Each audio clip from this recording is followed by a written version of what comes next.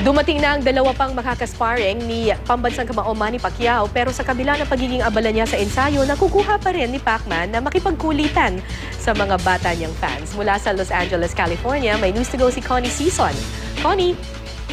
Yes, Cara, muli ngang tumakbo ang ating pambansang kamao sa matarik na bundok ng Griffith Park. Mula sa baba hanggang sa pinakatuktok nito ay tinakbo ito ng ating pambansang kamao ng talagang halos tuloy-tuloy. Walang nakita tayo na talagang parang humihinto-hinto ito. Ang galing-galing talaga ng stamina ng ating pambansang kamao. At kanina pa nga ay naisingit niya itong isang paggawa ng isang commercial para sa isang telco, at nag-wayway nga ito ng watawat ng Pilipinas. Alam mo dun sa nakita rin natin mga training kanina ng pambansang kamao, talagang yung subaybayan siya, yung bawat galaw niya, nung kanya mga pumupuntang fans doon sa Griffith Park. At aliw na pinapanood ng ating pambansang kamao, nalibang sila habang yung mga iba naman talagang patiently waited for him na makatingin sa kanya, lumabas doon sa kanyang bar itong ating pambansang kamao at yun, kontuwa yung mga fans niya dahil yung iba na pagbigyan niya pa ng autograph.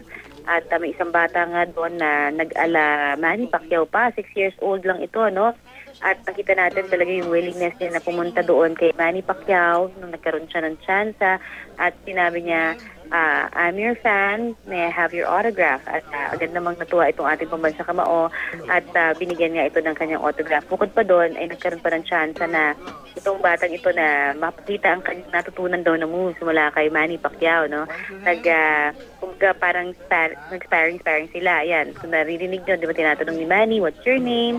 Sabi niya, Mason. Ayan, at talagang maganda sa paningin, lalong-lalo na nung mga fans na nag-drive pa ng 6 hours from different places. Yung iba nag-fly in pa para lamang talagang makita at makihalubilo ang pambansang kamao.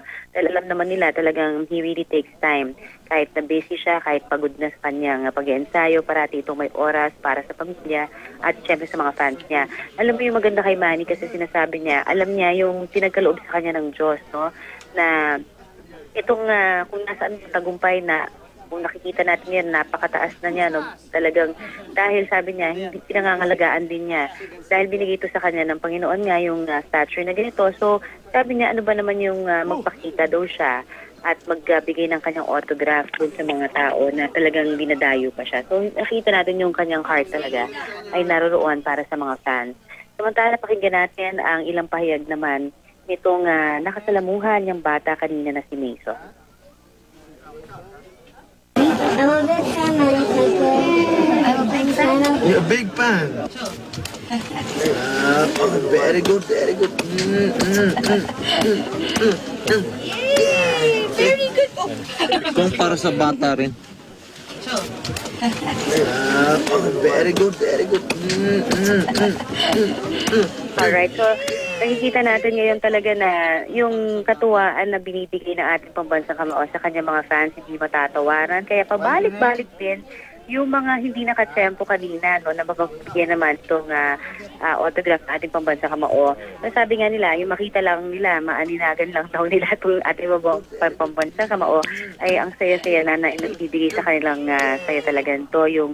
Yung mere fact daw na alam nila na nandyan, minsan lang sa sasakyan, hindi pa nila nakikita. Tuwan-tuwa na yung mga yon. At alam mo, yung marami sa kanila ay nag-absent pa sa trabaho. Talagang pinagpapaalam daw nila yan sa kanilang mga bosses. O kaya kung may mga negosyo sila, talagang pinagbibili na nila yung ibang mga kamag-anak nila para lamang makapunta dito sa kung saan nagtitraining ang pambansang kamao. May sa Pan Pacific Park o kaya naman sa Griffith Park. Basta may pagkakataon at tsansa, makapunta ng wild card, basta kung nandoon si pambansang kamao, nandoon din for sure ang kanyang mga fans. Cara? Maraming salamat sa iyo, Connie Season.